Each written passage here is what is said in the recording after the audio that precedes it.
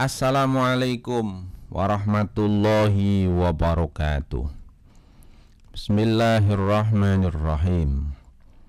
Kaum muslimin dimanapun berada yang dirahmati Allah subhanahu wa ta'ala, kisah para keluarga Nabi adalah kisah keteladanan, adalah kisah kebajikan yang selalu menjadi rujukan umat Islam. Termasuk kisah Sayyidina Husain bin Ali, cucu baginda Nabi Muhammad sallallahu alaihi wasallam.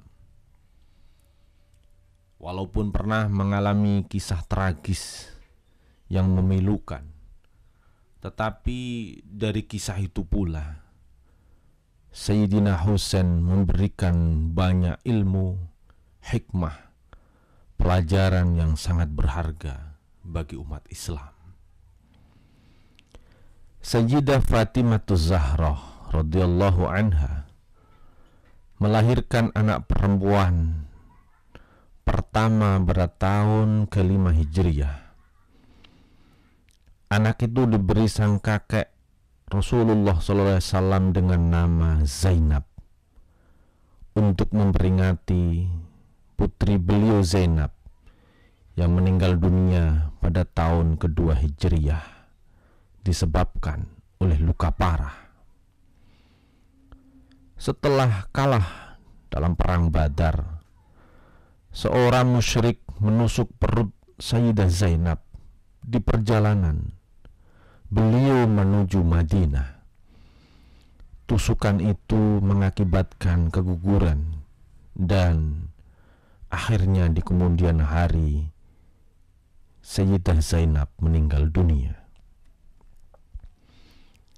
Sayyidah Zainab binti Fatimah, cucu Rasulullah, mendapatkan perhatian dan kasih sayang yang besar dari sang kakek Nabi Muhammad sallallahu alaihi wasallam. Tapi tak sampai berumur 5 tahun, sang kakek meninggal dunia. Sungguh bersedih, kesedihan yang luar biasa. Hari-harinya pun dilalui di sisi tempat tidur ibunya yang sedih dan sakit, sepeninggal sang ayah Nabi Muhammad sallallahu alaihi wasallam. Disebutkan dalam sejarah bahwa Sayyidah Fatimah tidak pernah terlihat tertawa setelah kepergian Nabi Muhammad sallallahu alaihi wasallam. Sayyidah Fatimah sudah mempersiapkan putrinya, yakni Sayyidah Zainab, untuk menggantikan kedudukannya. Beliau memberikan wasiat kepada sang putri untuk selalu menemani kedua saudara laki-lakinya, yakni Sayyidina Hasan dan Sayyidina Husain, dan juga saudari kecilnya, yakni Ummu Kulsum. Sayyidah Zainab melaksanakan wasiat itu dengan baik. Makanya beliau dijuluki sebagai Ummul Hasan dan Ummu Hashim.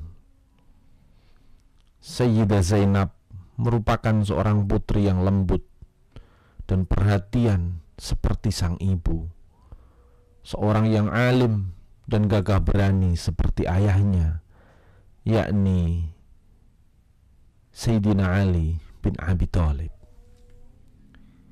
Beliau terkenal dengan kepribadiannya yang hebat, dijuluki dengan Al-Aqilah atau Aqilah Bani Hashim, yakni yang paling berperan dalam kaumnya. Juga dikenal dengan kedermawanan, bahkan dijuluki sebagai Ummul Awajis wal Masakin, ibu kaum lemah dan kaum miskin, karena kepedulian beliau terhadap orang-orang yang lemah dan tak berada.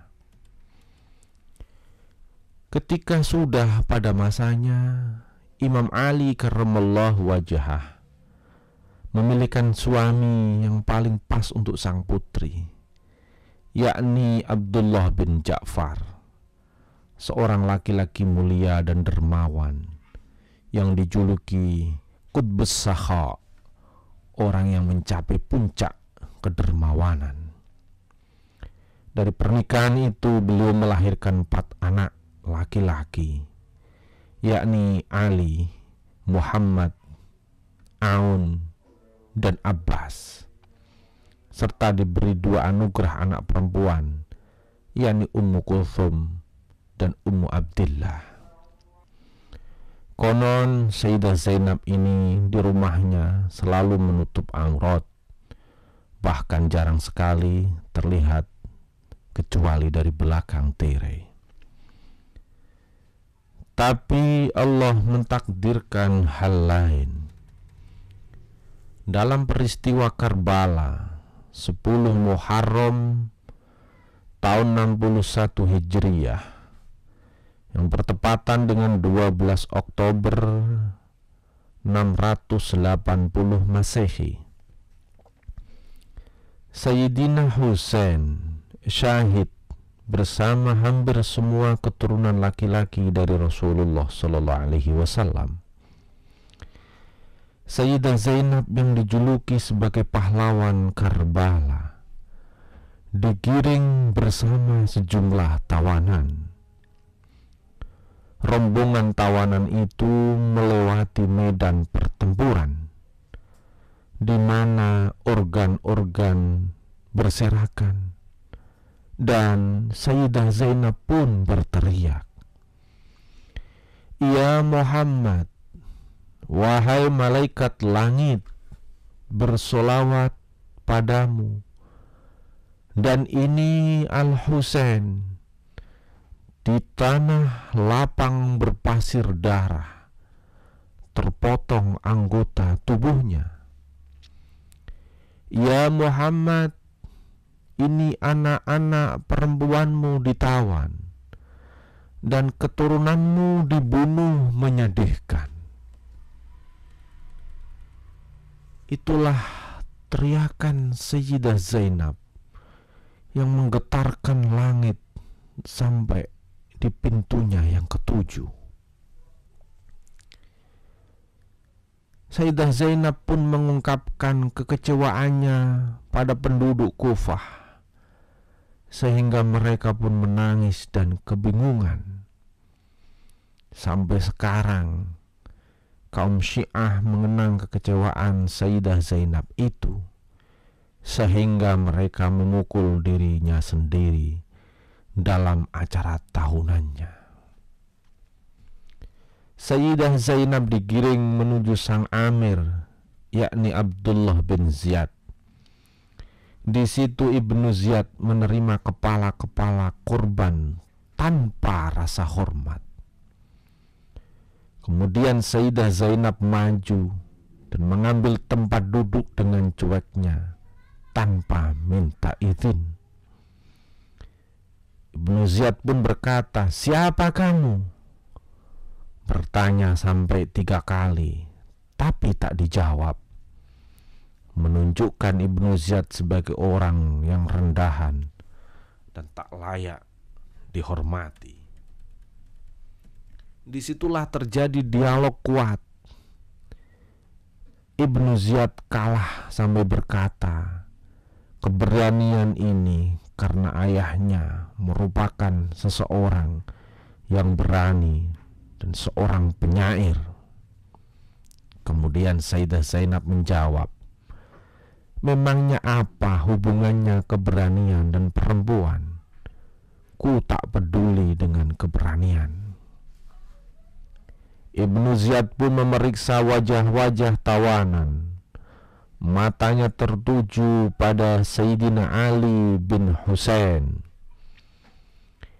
Ibnu Ziyad tidak menerima dan memerintahkan untuk membunuhnya. Maka Sayyidah Zainab pun memeluk keponakannya sambil berkata, "Wahai Ibnu Ziyad, cukup sudah tindakanmu pada kami. belum puaskah kamu dari darah kami? Tidakkah kamu biarkan satupun dari kami? Lalu beliau meletakkan anak kecil itu di pangkuan, menunjukkan hanya ada dua pilihan: biarkan anak kecil itu hidup atau bunuhlah bersamaku. Ibnu Ziyad pun berkata, anehnya jalinan rahim, demi Allah, ku tak menyangka dia perempuan ini mengharapkan aku membunuhnya bersama anak laki-laki itu. Biarkan anak kecil itu pergi dengan para perempuannya. Ibnu Ziyad pun memerintahkan agar meletakkan rantai di kedua tangan dan leher Sayyidina Ali Zainal Abidin, putra Sayyidina Husain. Sekali lagi para tawanan digiring menuju Damaskus untuk menghadap Yazid bin Muawiyah. Konon Yazid bin Muawiyah berlinang air mata saat melihat kepala Sayyidina Husain dan mengatakan bahwa ia tidak mengharapkan terbunuhnya Husain. Yazid pun mendoakan akan laknat Allah pada Ibnu Murjanah. Kemudian Yazid memerintahkan agar para tawanan masuk rumahnya. Di sanalah terjadi dialog panjang antara dirinya dan Sayyidah Zainab. Yazid pun memerintahkan agar Sayyidah Zainab dan keluarga dipulangkan ke Madinah dengan penuh penghormatan bersama tim pengamanan yang kuat.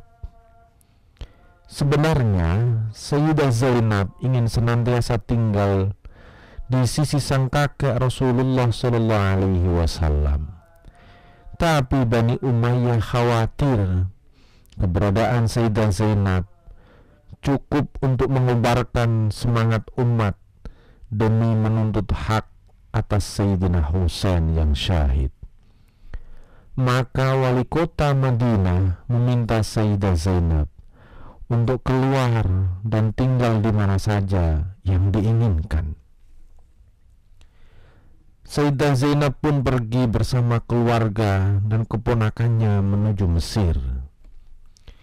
Tiba pada bulan Sya'ban tahun 61 Hijriyah, disambut oleh wali Mesir Maslamah bin Makhlad Al-Ansari bersama seluruh umat Islam dari penjuru Mesir. Sesampainya di Fustat, Sayyidina Maslamah pun membawa tamu agung itu ke rumahnya. Sayyidah Zainab tidak pernah meninggalkan tempat tinggal itu sampai akhirnya wafat pada bulan Rajab tahun 62 Hijriyah dan kemudian dimakamkan di rumah tersebut.